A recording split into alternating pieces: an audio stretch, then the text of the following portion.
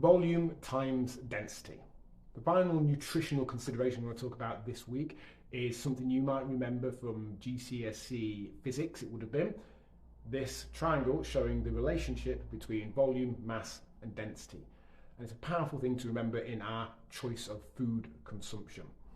Because what often happens is that whilst we could eat in a calorie deficit from anything, it might be the foods we're choosing are so calorie dense that the volume that the correct amount of calories produces is just too low.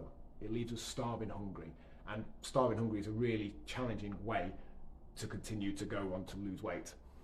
Remembering that and making some adjustments to that equation and going for some lower calorie density options that, give or take, we're equally happy to have, we like just as much, or just as available, just as cheap, just as easy to prepare, will mean that we can either maintain the volume of food or potentially increase it.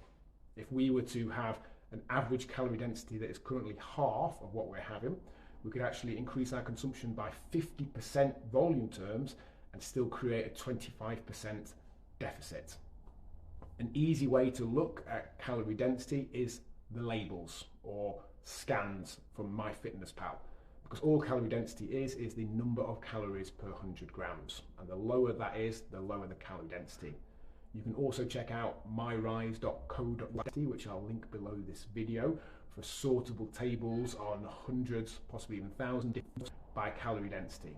But ultimately, the lower that number of calories per 100 grams, the lower the density, the more of that you can have, and focusing on having more lower calorie density options in our food will mean that we can have a volume of food that we find